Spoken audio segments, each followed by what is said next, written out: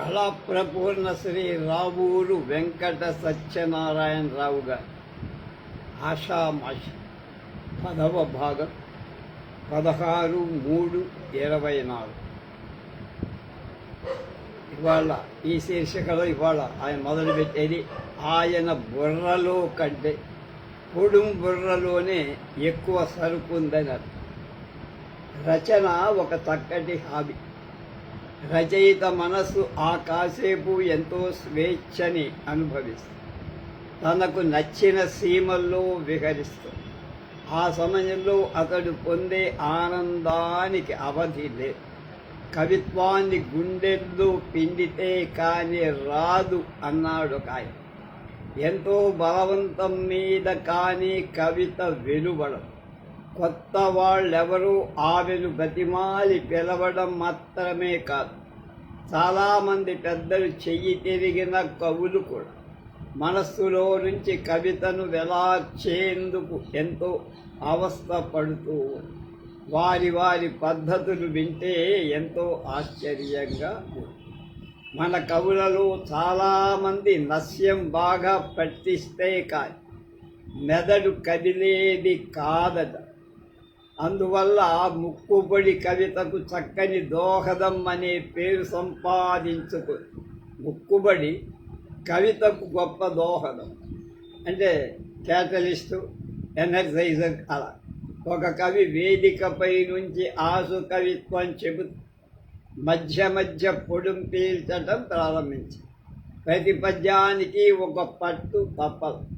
అది చూసిన ప్రేక్షకుడు వారి బుర్రలో నుంచి కంటే పొడుం బుర్రలోంచే ఎక్కువ కవిత్వం వస్తున్నట్లుందే అని చమత్కరించారు.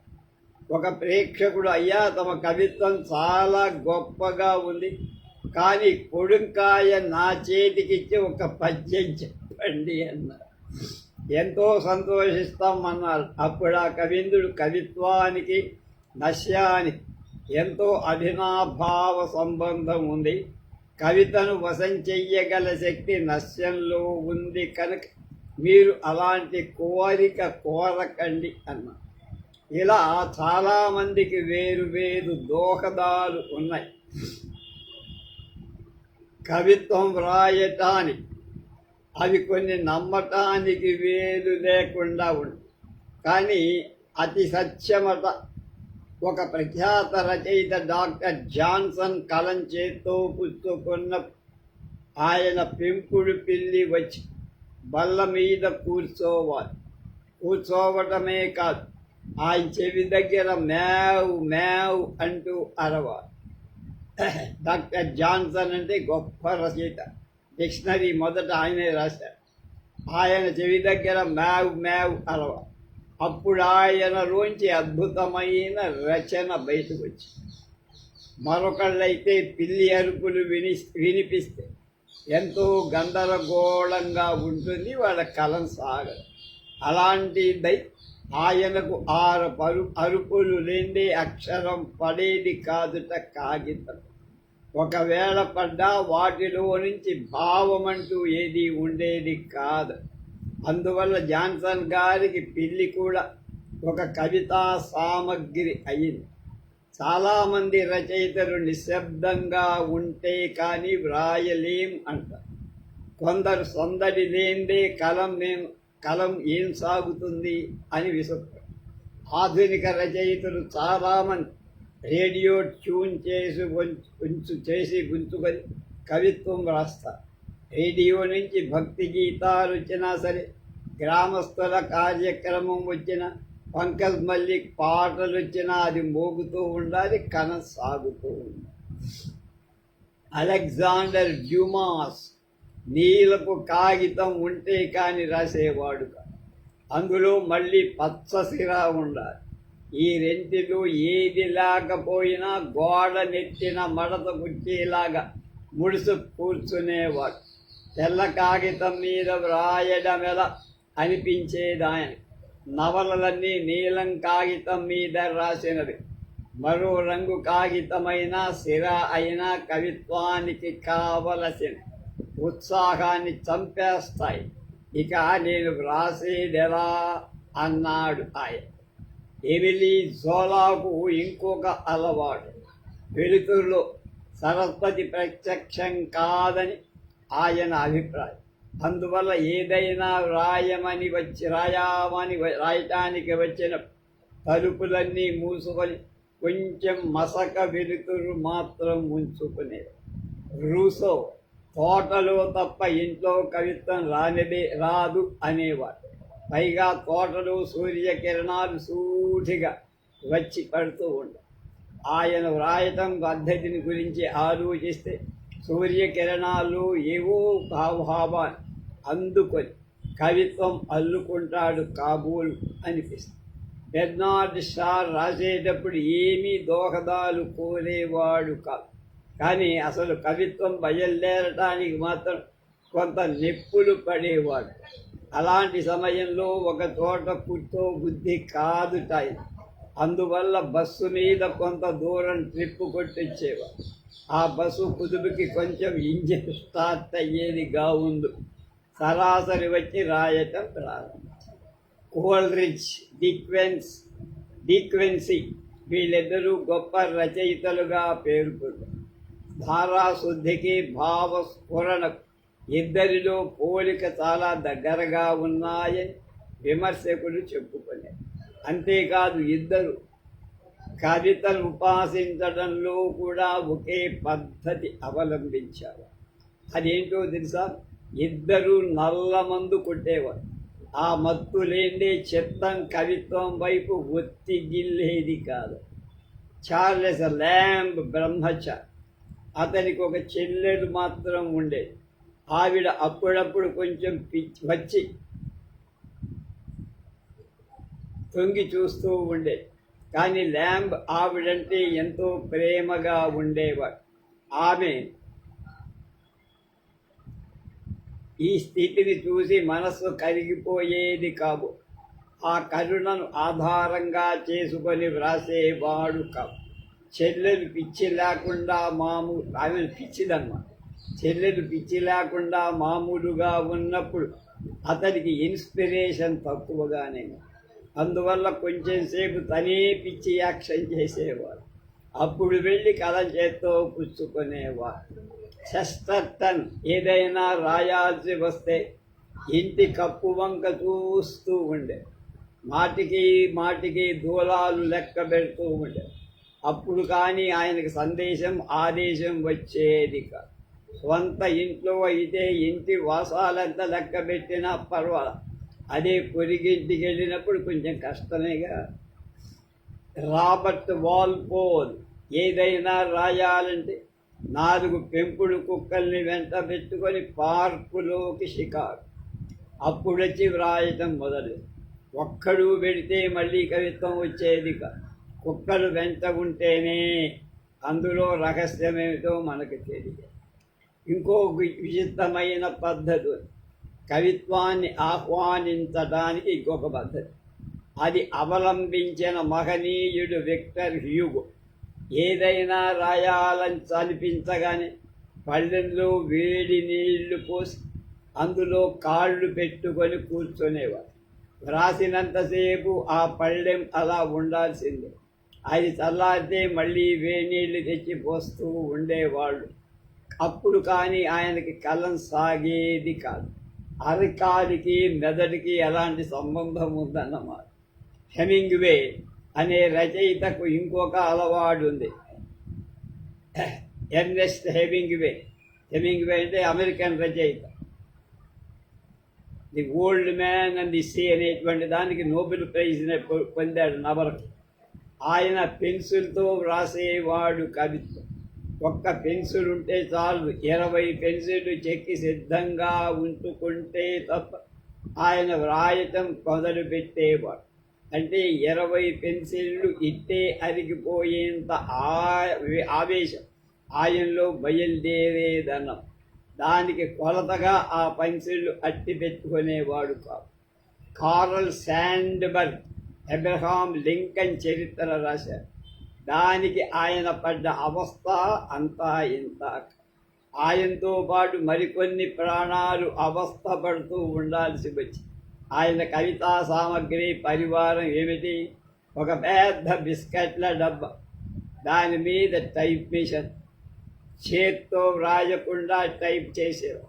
మధ్య మధ్యలో ఒక బిస్కెట్ లాగి నోట్లో వేసుకుంటూ ఒక భావం పూర్తి అవగానే తనేవాడు, ఒక పేరా తినేవాడు, లేక ఒక పేరా పూర్తి అవగానే తినేవాడు తెలియదు.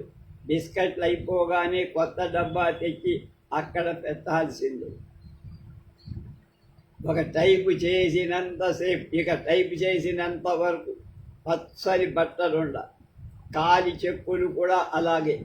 విడిస్తే మెదడు ముడిచేంత పని అయిపోయేదాన్ని. ఆయనకు ఎదురుగా 2-3 మేకలు కట్టేసి ఉండ, అవి మెల్లమెల్లగా అరుస్తూ ఉండ. తన టైపు చేసిన కాగితాలు తీసుకొని కాపీ చేసేందుకు 2 టైపిస్టులు పక్క గదిలో ఉండేవారు. అక్కడితో అయిపోయిందా? ఆయన కావాల్సిన కాగితాలు కట్టింగులు అందించడానికి భార్య, 3 కూతుళ్ళు ఎప్పుడూ సిద్ధంగా. ఎంత హంగామాతో కానీ ఆయన గారికి రచన సాగేది. సాగినంత వరకు రమ్యంగానే ఉండేది. కవుల కృత్యాధ్యవస్థలు మరికొన్ని ఈసారి అన్నారు. ఇంజనీరింగ్ శాఖ చీమలు. చాలామంది పాపం తాము వ్రాసే దాంట్లో, చెప్పే దాంట్లో హాస్యం ఉన్నదని గ్రహించారు. ఈ హాస్యమంతా అవతల వాళ్లే అనుభవిస్తూ, ముఖ్యంగా పై అధికారులకు రాసే కాగితాలు నమ్రత, విధేయత ఎక్కువగా ఉండాలని వాళ్ళ తాపత్రయం. అందువల్ల సార్ అనే మాట ఒక ఉత్తరంలో 100 మాటలు రాస్తుంది. ఒక ఆయన సెలవు చేసి ఇలా రాశాట పై అధికారి: మొన్న సార్, మా ఇంట్లో సార్, మా పిల్లల్ని జోలపాడి తల్లి సార్ జబ్బు పడింది సార్. 2 రోజులు ఊరుకున్నా సార్ తగ్గుతుంది. తగ్గలేదు సార్. ఇవాళ సార్ నేను సార్ వంట చెయ్యాలి సార్. అలా నడిచిందట ఆ లీవుదని. పై అధికారి ఆ ఉద్యోగిని పిలిచి, ఎన్నిసార్లు ఎందుకయ్యా అన్నారు. ఎన్నిసార్లు సార్? ఈ ఒక్కసారిగా సార్. ఇంతవరకు సార్ ఆవిడకు సుస్థి చెయ్యనే లేదు సార్ అన్నారు. అది కాదయ్యా, ఎన్నిసార్లు మీ ఆవిడకు సుస్థి అని కాదు నేను అడిగింది. ఉత్తరంలో సార్ అనే మాట ఎన్నిసార్లు దేనికయ్యా, ఎన్నిసార్లు అని. అదా సార్, అలవాటైపోయింది సార్ అని అన్నా. అలవాటైతే మానే, నాకు ఇష్టం లేదన్నాడు పై ఉద్యోగి. అలవాటు మారటానికి 6 నెలలు పడుతుంది సార్. ఆ పైన అలాగే మానేస్తా సార్. ఈలోగా వ్రాస్తే కోప్పడకండి సార్ అన్నారు. ఒక ఆఫీసులో ఉద్యోగస్తులు మధ్యాహ్నం పూట టిఫిన్ కోసం నౌకరును ట్రామ్లో పంపేవారు. అతడు వెళ్ళి రావటానికి ట్రామ్ టికెట్ ₹10. అది చూసి మేనేజర్ ఎక్కడలేని కోపం వచ్చేది. వెంటనే ఉద్యోగస్తులకు ఇలా రాశారు: మీరు నౌకర్ చేత టిఫిన్ తెప్పించుకోవటం మంచిదే, కానీ ట్రామ్ ఖర్చులు మాత్రం కంపెనీ భరించి. మీరు ఎక్కడికి వెళ్ళినా ట్యాక్సీ బిల్లులు ఇవ్వం అని మాత్రమే ఉంది కంపెనీ రూల్స్లో అని. మేనేజర్ గారి ఉత్తర్వులకు సంతోషించి ఆ రోజు నుంచి వాళ్ళంతా హాయిగా ట్యాక్సీలో వెళ్ళి కాఫీ తాగి వచ్చేవాళ్ళ. ట్రామ్ టికెట్కు ఒప్పుకొని మేనేజర్ ట్యాక్సీ బిల్లు చూసి, ఓ ఇది పేస చేయటానికే కంపెనీ రూల్స్లోనే ఉంది అని వెంటనే సంతకం పెట్టేవాడు. సైనిక శాఖ నిర్వహణలో హాస్యాన్ని గురించి ఆర్పి సారథి గారు ఇలా రాశారు: ఒకసారి ఆ శాఖలో చీమలు మొదలైనవి వాటిని చంపే మందు కావాల్సి వచ్చింది. దాని మీద విరివిగా ఉత్తర ప్రత్యుత్తరాలు నడిచి చివరికి మెడికల్ ఇన్స్పెక్టర్ సప్లై ఆఫీసర్కు ఇలా రాశాడట: చీమల మందు గురించి మీ ఆఫీసు నుంచి టెలిఫోన్ కాల్ వచ్చింది. చీమల సంహారానికి మందు సప్లై చేయడానికి వీలు లేదని మీరు తెలియచెయ్యటం వల్ల మేము ఆ మందు నిమిత్తం క్వార్టర్ మాస్టర్కు రాశాం. దాని మీద ఆయన మాకిలా రాశారు, చీమలు ఆఫీసులో గనక ఉంటే వాటి నిమిత్తం మేము మందు సప్లై చేయడానికి అవకాశాలు, అలా కాకుండా చీమలు ఆఫీసు బయట ఉంటే మాకు మందు అందించే అధికారం లేదు. అలాంటి చీమల విషయంలో మీరు మందు కోసం ఇంజనీరింగ్ శాఖ వాళ్ళకి దరఖాస్తు పెట్టుకో. తాకీద్ బాగానే ఉంది. మరి చీమల చిత్తవృత్తిని తెలుసుకోవడం శక్యం కాని విషయం కదా. వాటికి మాత్రం చలి చిత్తం ఉండదా? లోపల ఉన్న చీమలు లోపలే ఉంటాయని ఎలా చెబుతారు? బయట ఆహారం దొరుకుతుందనే ఆశతో అవి పోకూడదా? పైగా అవి 1-2 బయలుదేరుతాయా? బయలుదేరితే ఆకలి దండులాగా బయలుదేరుతాయి. అలాగే బయట తిరిగే చీమలు ఆఫీసులో ఏమన్నా ఆహారం దొరుకుతుందనే ఆశతో లోపలికి రావా? కనుక ఏ చీమ బయటి నుంచి లోపలికి పోతుందో అది ఇంజనీరింగ్ శాఖకు చెందిన చీమ అవుతుంది. అది బయటకు పోతుందో, ఏది బయటికి పోతుందో అది క్వార్టర్ మాస్టర్ చీమ అవుతుంది. చీటిని గుర్తుపెట్టేదల మెడలో గుర్తు వేలాడ కట్టేదల. చీమల్లో కూడా తమాషా రకాలు. కొన్ని చీమలు ఒక్కచోటే గుండ్రంగా తిరుగుతూ ఉంటాయి. వాటికి మాత్రం కనబడి ఏ దైవానికి ప్రదక్షిణలు చేస్తూ ఉంటాయి. కొన్ని అలా కాదు, కాసేపు అడ్డుపోతాయి, కాసేపు ఇటు వస్తాయి, వస్తూ గిర్రున వెనక్కి తిరుగు. మొదటి రకాన్ని పోనీ ఫలానా అని అనుకోవచ్చు. రెండో రకానితోనే వస్తుంది పిచ్. అది కర్మకాలక బయటికి పోతే వాటి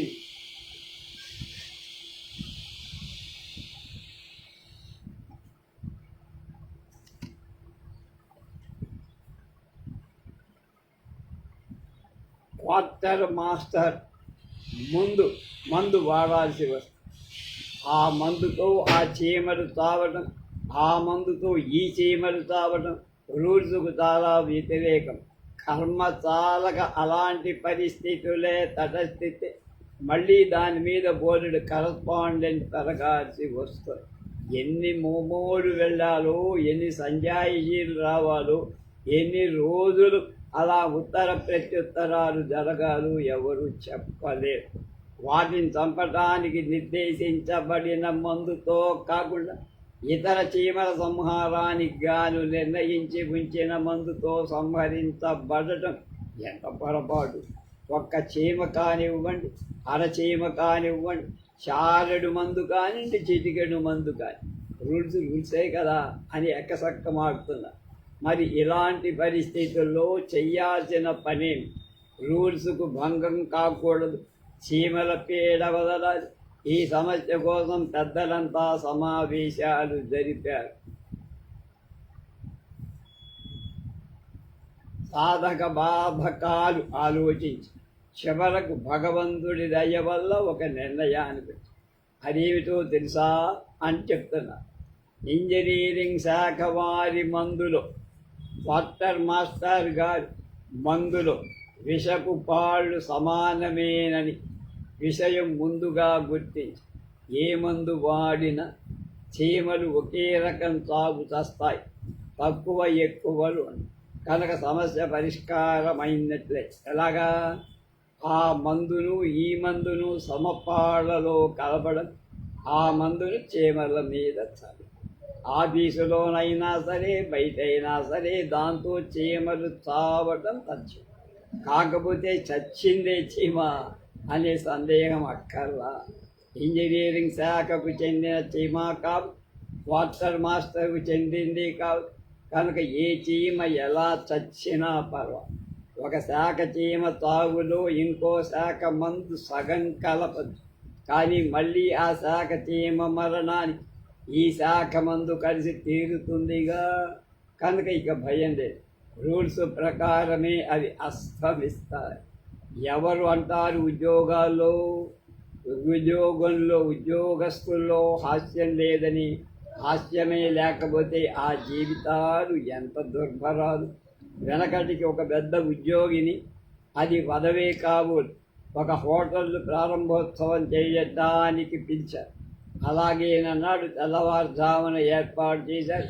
ఆ పెద్ద మనిషి లేచి స్నానం చేసి మంచి బట్టలు ధరించి సమయానికే చేరారు. హోటల్ యజమాని ఆయన్ని ఆహ్వానించి ప్రారంభోత్సవం చెయ్యమని. వెంటనే ఆయన అడిగారు, కట్టెల మీద కొంచెం కెరసనాలు పోయించారా, లేకపోతే వెలగు ఈ చలిగాలిలో? హోటల్దారుడికి అర్థం కాక చిత్తం అన్నారు. అయితే నిప్పులు పట్టి తీసుకెళ్ళండి, అందులో పొయ్యెక్కడా అసలు పొయ్యెక్కడా అన్నాడు పెద్దమని. పొయ్యిలు లోపలున్నాయి, వాటిని ఇందాకే అంటించాం. కాఫీ పలహారాలు అయ్యాయి కూడా.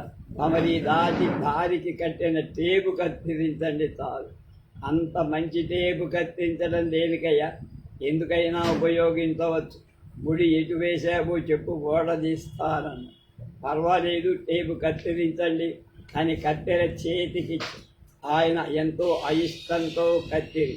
ఆ కత్తెర వారినే తీసుకోమన్నాడు హోటల్ ప్రొప్రైటర్. ఇంత పెద్ద కత్తెర నాకెందుకయ్యా, కొంచెం చిన్నదైతే షేవింగ్ సెట్లోకి పనికొస్తుంది అన్నారు. హోటల్ ప్రారంభోత్సవం అంటే హోటల్లో ముందుగా పొయ్యి రాజేయటం అనుకున్నాడు ఆయన. కత్తెర చేతికి ఇవ్వడంలో కొంత కంగారు.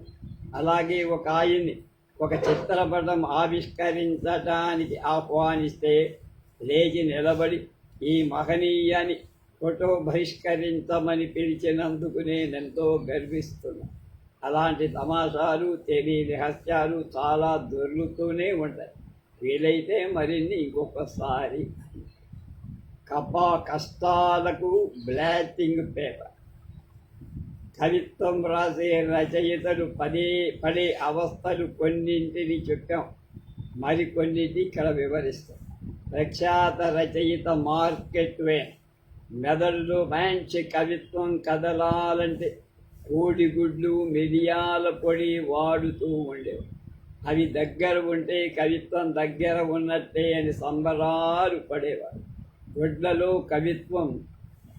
గుడ్లలో పోసి దాచినంత తేలిగ్గా ఉండేది ఆయన. ఇంతకంటే తమాషా అలవాట్లు ఉన్నవాళ్ళు ఉన్నారు. అందులో ముఖ్యంగా చెప్పుకోవలసింది జర్మన్ కవి షిల్లర్. ఆయన గారు కవితను ఎలా ఉపాసించేవాడో తెలుసా?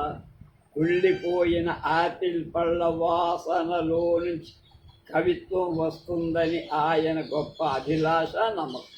అదే అలవాటుగా మార్చు. ఆయన తన డ్రాయర్ తరుగులో ఎప్పుడూ కుళ్ళిన యాపిల్స్ పండ్లు ఉంచుకొని ఆ వాసనలో ఘ్రాణేంద్రియాలు పండుగ చేసుకుంటూ ఉంటే ఆయన కవిత్వం సాగిస్తూ ఉండేవారు. అది మాత్రం కుళ్ళు కవిత్వంగా మాత్రం ఉండేది కాదు. చెకోవ్ కవిత్వం రాయాలంటే చాలా హంగామా చేసేవారు. ఇవాళ కాస్త వ్రాద్దాం అని బుద్ధి పుట్టినప్పుడు వెంటనే ఇంట్లో ఒక విందు ఏర్పాటు చేసేవారు. అతిథులంతా తిని తాగి తందనాలాడుతుంటే ఆయన మెల్లగా కాగితం కలం తీసి రచన మొదలుపెట్టి, కథం సాగాలంటే అంత కోలాహలం కావాలి అనుకునే వార్త. కానీ దానికి ఎంత ఖర్చు అవుతుందో ఆలోచించేవాడు మాత్రం కాదు. ఇబ్సన్ మహాశయుడు ఎంతో ప్రశాంత వాతావరణంలో కానీ కలం నడపలేకపోయావు. కొద్ది శబ్దం వచ్చినా కలం కింద పారేసేసారు. అందువల్ల ఆయన గారెప్పుడు అంతఃపురంలో చేరి కాళీ సరస్వతిని ఆరాధించేవాడు. విద్యల రాణిని ఆహ్వానించటం కోసం పట్టుదెరలు, దివాసీలు వేసి ఉంచేవారు. సువాసనలు గుర్తించేవారు. అదైనా ప్రత్యూష సమయంలోనే ఆయనకు సరస్వతి చరణ మంజీర ఝణలు వినిపించే. అర్ధరాత్రి వేళ నిద్రమత్తు సమయంలో ఆవిడనెందుకు ఆహ్వానించడం అని అనుకునేవాడు. మరికొందరు మనస్సులో భావాలు మల్లె పందిరులుగా అల్లుకోవాలంటే, వాటిని వ్రాసి హారాలు గుచ్చాలంటే ఒక్కటే ఉపాయం. చక్కటి పాన్పు కావాలి, మెత్తటి పరుపు కావాలి, అంతకంటే మెత్తటి దిళ్ళు కావాలి. వాటిపై వ్రాలి బుర్రను దొర్లిస్తుంటే అప్పుడు మెదడు కదులుతుంది. కవిత్వం ఉబుకుతుంది అని పెద్దనగారిలాగా. నిజానికి దేళ్లలో పరుపుల్లో అంత కవిత్వం ఉందని అనుకో. పరుపు మీద ఒత్తికి మెత్తడి దెళ్లలో తల దూర్చినప్పుడు ఈ ప్రపంచాన్నే మర్చిపోయి కవితా జగత్తులో అడుగు పెట్టినట్లే ఉంటుంది. అలాంటి సమయంలో అద్భుతమైన కవిత్వం తొంగి చూస్తుంది. దీనికి నిదర్శనం బెల్టన్, రోసిని, టస్కార్టన్లు. వీరంతా పరుపులు దెళ్లలో నుంచే కవిత్వాన్ని ఆహ్వానించారు. నేను ఎరుగున్న రచయిత ఒక ఆయన ఉన్నారంటున్నారు రావులు వారు. ఆయన ఒక అడుగు సదరం బూరుగు దూడి గెండు ఒకటి దగ్గర ఉంచుకునేవాడు. ఆయన రాయాల్సి వచ్చినప్పుడే కాదు, మనసు కొంచెం సరిగ్గా లేకపోతే ఆ దిండుతో హృదయాన్ని అదే పదిగా ఉత్తుకుంటూ ఉండే. ఎవరైనా కొంచెం గట్టిగానూ కఠినంగానూ మాట్లాడితే వెంటనే దిండి తీసుకొని వక్షస్థలానికి ఆంచుకొని కూర్చునేది. ఆయన కష్టాలకి బాధలకి ఆ దిండు బ్లాటింగ్ పేపర్ లాగా పనిచేసేది. ఒకరోజు ఆయన గారు ఒక సభకు అధ్యక్షత వహించాల్సి వచ్చింది. ఆరుగురు ఉపన్యాసకులు, వారు అతి దీర్ఘ ఉపన్యాసాలు చేశారు. కొందరు ఎక్కిరింపుగా హేళనగా మాట్లాడు, కొందరు పరుషవాక్యాల్లోకి దిగారు. అధ్యక్షుల వారు ఇవన్నీ వినలేక మాటి మాటికి చెవులు మూసుకోవటం ప్రారంభం. సభలోకి తేవడం బాగుండదని అక్కడికి దిండు తెచ్చుకోలేదా.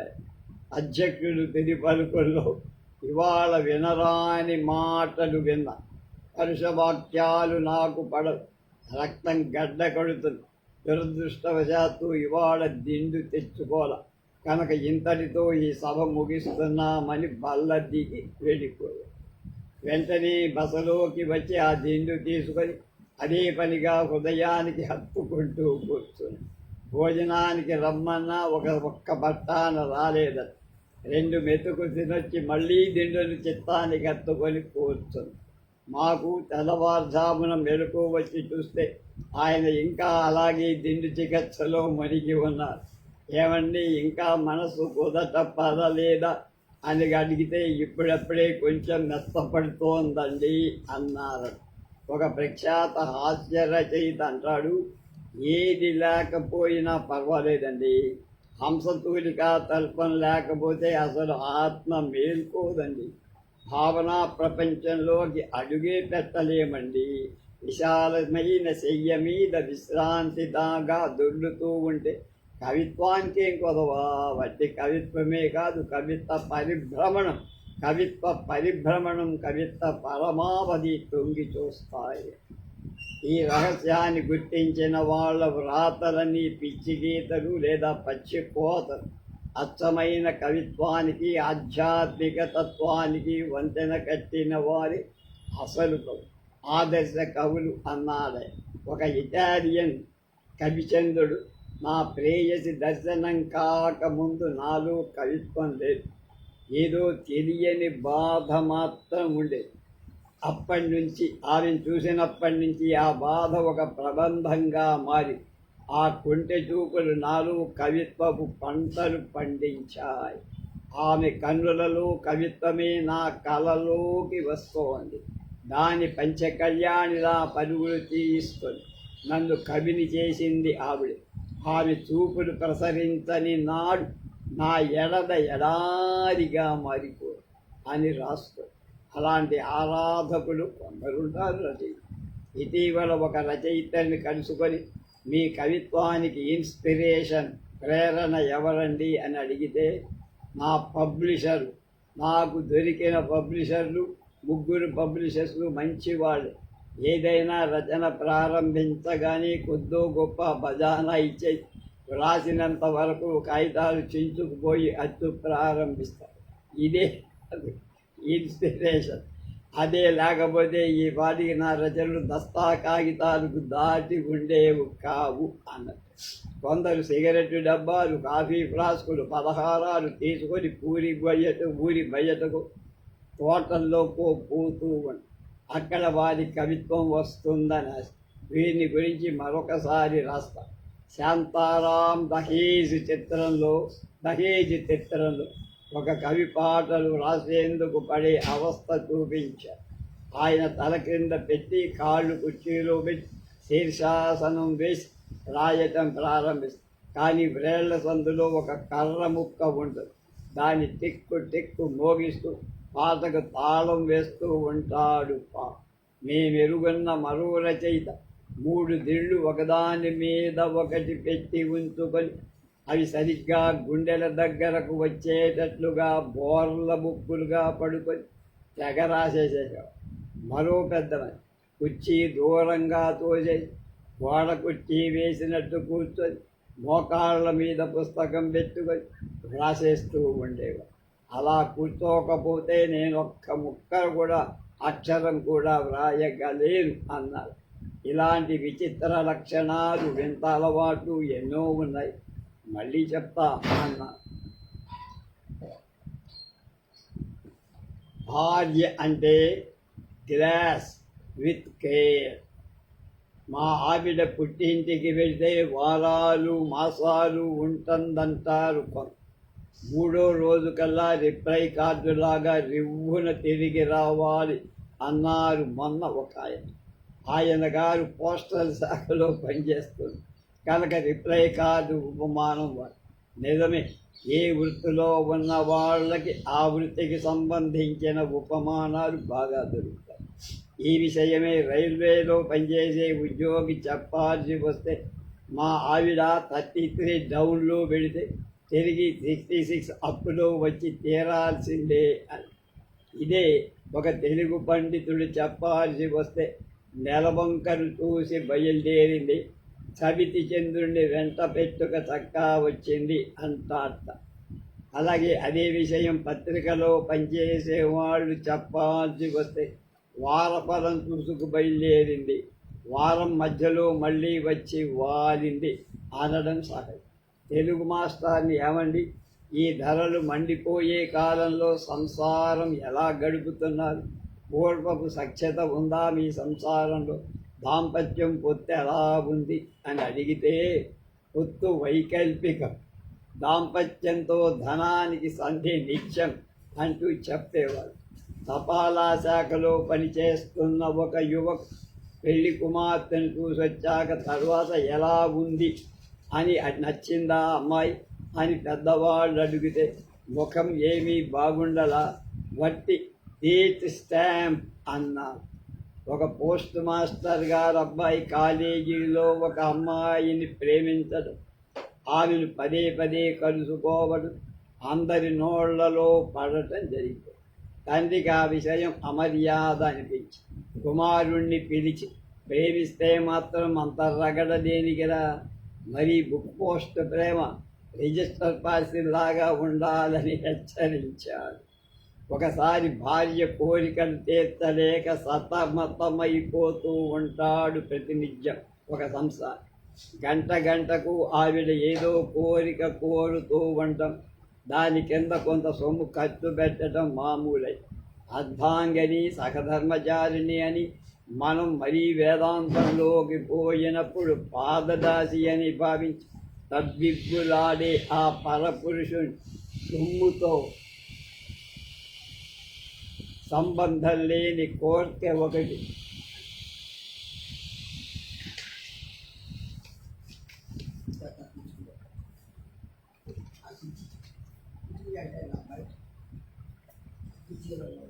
ఆమె కోరకపోవడం ఆయనంతో చింతాక్రాంతుణ్ణి చేస్తూ, అందువల్ల భార్యను గురించి మాట్లాడేటప్పుడు ఆవిడదంతా వీపీ ప్రయాణం.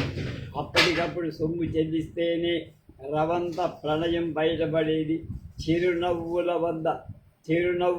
వద్ద నుంచి చిలిపి చేష్టల వరకు, వయ్యారం నుంచి వాల్జడ వరకు, సవరింపుల వరకు ఉంటాయి ఆ వీపీ పార్సిల్స్లో అని వర్ణించారు.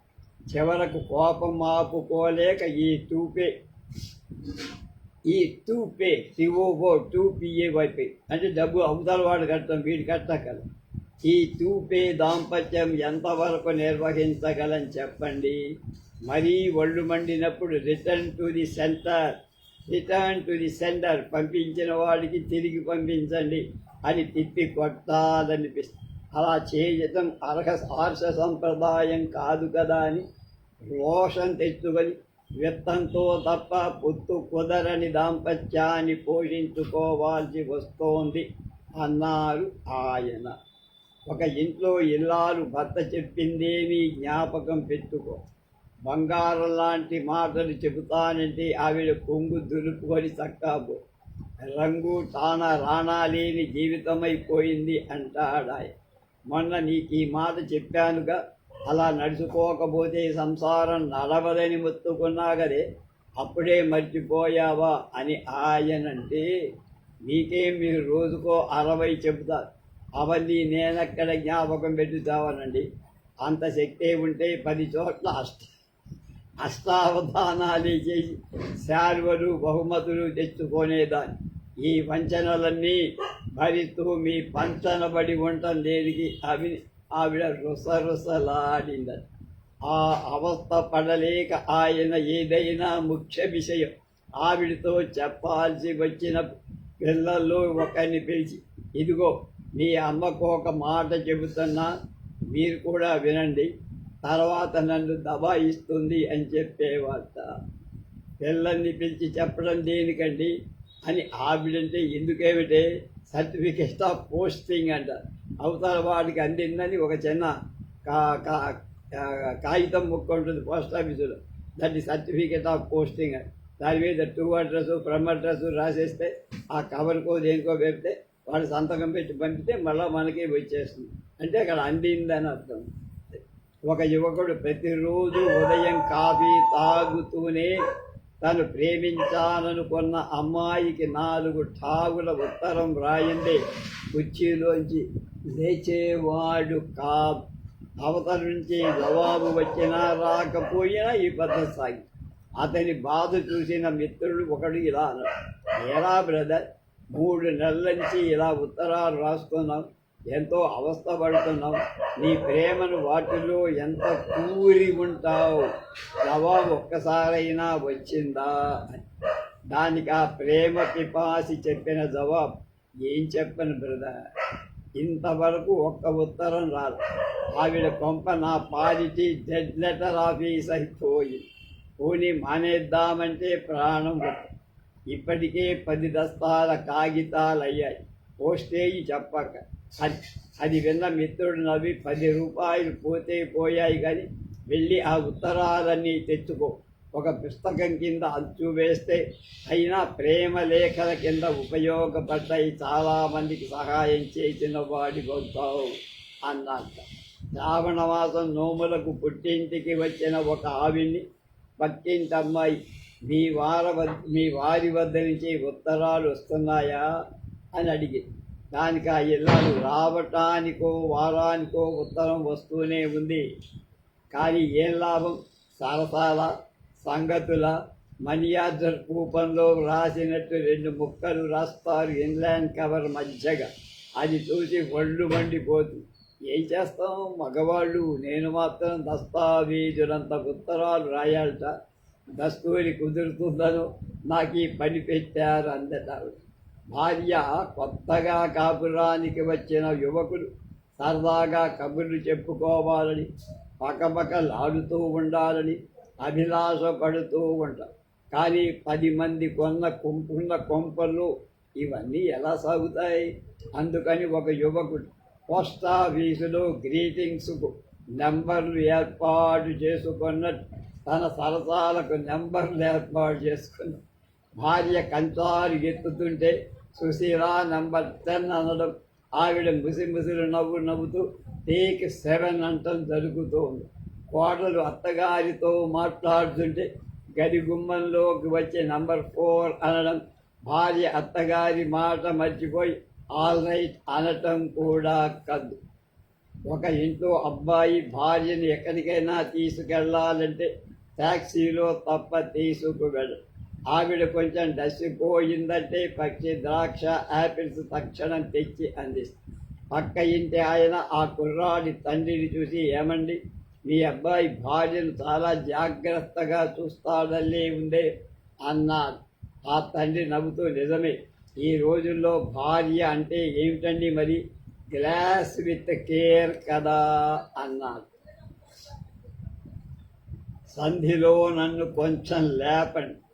దీంతో ఆపేద్దాం. బోర్డులు ఉద్దేశించబడింది ఎందుకైనా కానివ్వండి, కొన్ని వ్రాయడంలో తమాషా అర్థాలు వస్తూ ఉంటాయి. బందర్లో వెనకటికి ఒక హోటల్ గోడ మీద పేరు వగైరాలు రాసి నేతితో పలహారాలు చేయబడును అని రాశారు. అక్కడితో ఊరుకోకుండా వెనకాచిన నెయ్యి కాదన్న వాళ్ళకి 116 బహుమానం ఇవ్వబడను కూడా రాశారు. మా మల్లినాథ సూరి గారు అది చదివి, ఈ బహుమానం ఎవడు కొట్టలేడు అన్నాడు. అంత కరెక్ట్గా ఉంటాడా? ప్రతిరోజు వెన్న కరిగిస్తాడా అంటే వాడేం కరిగిస్తాడు, మనకేం లేదు. బోర్డు మీద వ్రాసిన విషయం చూడి, వెన్న కాస్తే నెయ్యి కాక ఏమవుతుందయ్యా, కొబ్బరి నూనె అవుతుందా? లోపలి వాడి సంగతి వ్రాయలా. వాడు ఒక లోక సత్యం రాశాడు, అది ఎవడు కాదనగలడు అన్నారు. సామాన్యంగా మనం చూస్తూనే ఉంటాం, రైల్వే జంక్షన్స్లో ఫలానా ఊరి సంధి అని వ్రాస్తూ ఉంటారు. ఆ మాట వాడకం మాత్రంలో కొంత హాస్యం చెందుతూ ఉంటుంది. ఒక ఆయన మిత్రుడిని రైలుకు పంపించటానికి వచ్చి ఆయనతో మాట్లాడుతూ, ఇదిగో మాధవరావు, నువ్వు మాత్రం ఆకలైనా కాకపోయినా సంధి రాగానే అన్నం తినే జంక్షన్ అన్నమాట. అది విన్న మిత్రుడు, తినకేం చేస్తా, రైలు ప్రయాణికులకు సంధిలో తప్ప మెతుకులు దొరకవాయి అన్న. అలాగే ఎవరినన్నా సాగనంపడానికి స్టేషన్లకు వచ్చిన వాళ్ళు అంటూ ఉంటారు, సంధిలో రైలు మారాలి గావని, జాగ్రత్త, అర్ధరాత్రి దాకా సంధి రాదు అని. ఒక ఆయన రైలు ప్రయాణం చేస్తూ ఎలాగూ అలా కొంచెం చోటు చేసుకొని ముసుగు పెడుతూ పక్క ఆయనతో, ఏమండో సంధిలో నన్ను కొంచెం లేపుతా. ఆయన నన్ను లేపుతాననుకోండి, సంధిలో మీకు ఆ నిద్రపోయేవాడు సంధిలో ఉంటే ఏం తెలియదు కదా, సంధిలో ఉంటే మీకేం తెలుస్తుంది అన్న. ఒక ఆయన ప్రియురాలికి జాబు రాస్తూ, అలనాడు మనం ఇద్దరం అనుకోకుండా భీమవరం జంక్షన్ సంధిలో కలుసుకున్నాం.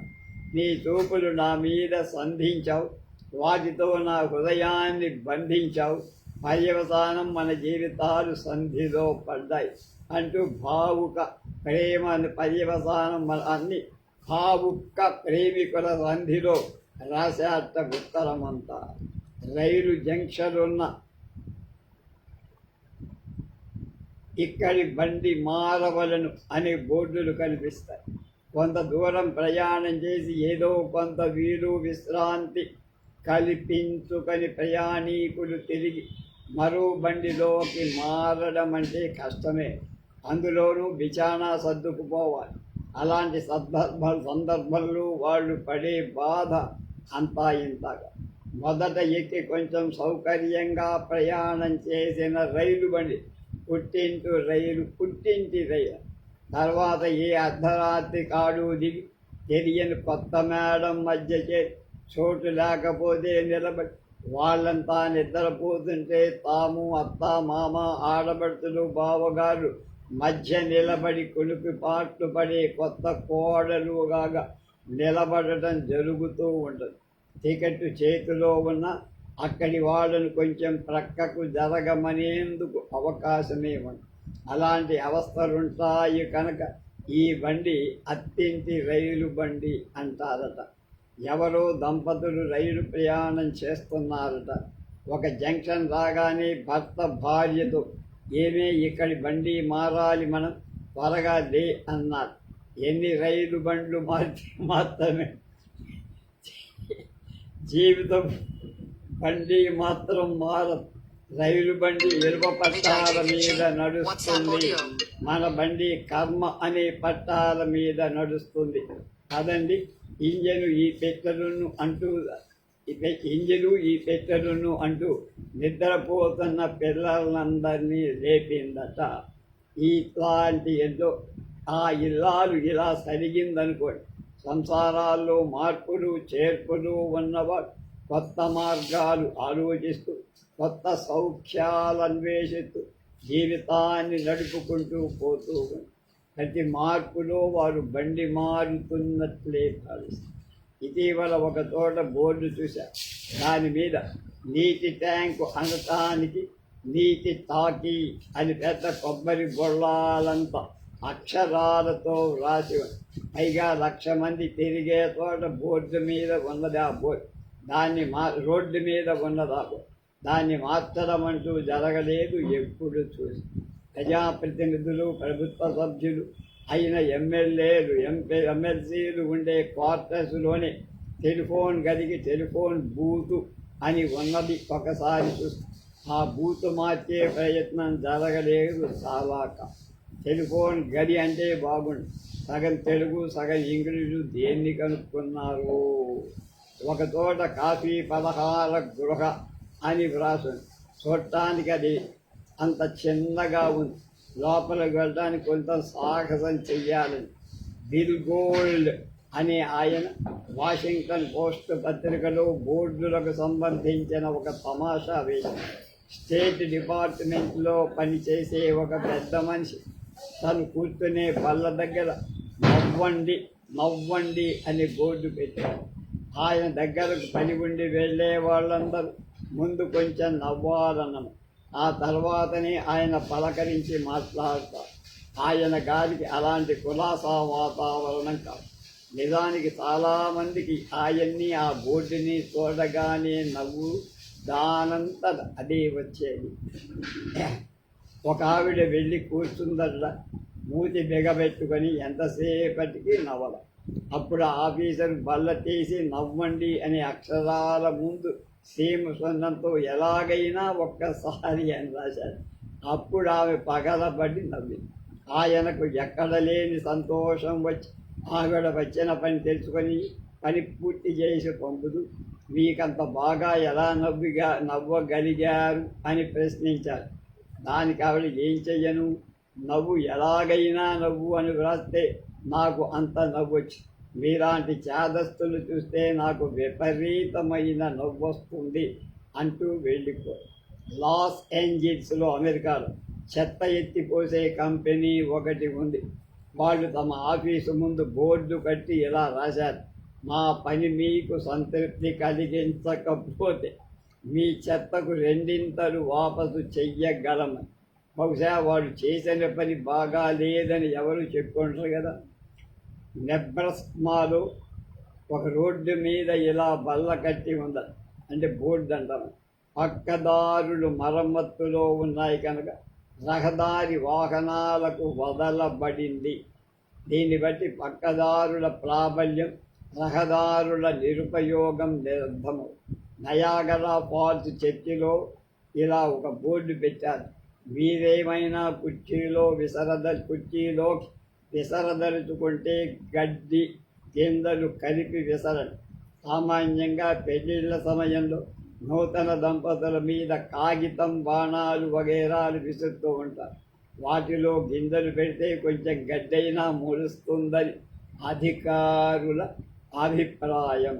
శ్రమ లేకుండా పార్కు పెరుగుతుందని అంచనా. లాస్ ఏంజల్స్లోనే ఒక బోర్డు ఉంది, పర్వతాల మధ్యగా. దాని మీద ప్రతి ఫర్లాంగ్కి ఒక బోర్డు: వేట నిషేధం, హద్దులు దాటడం, కార్లాపల, ఇది పనికిరాదు. వీటిని చూసుకుంటూ కొంత దూరం పోయిన తర్వాత మరో బోర్డు కని, ఇక్కడ నుంచి స్థలమంతా చర్చికి సంబంధించింది, ఇక్కడ మీరు స్వేచ్ఛగా తిరగవచ్చు, ఏం చేసినా పర్వాలేదు అని. అంటే జీవిత నిషేధాలలోంచి ఆధ్యాత్మిక స్వేచ్ఛా వాతావరణం పీల్చుకున్నట్లవుతుంది ఆ బోర్డు చూడగానే.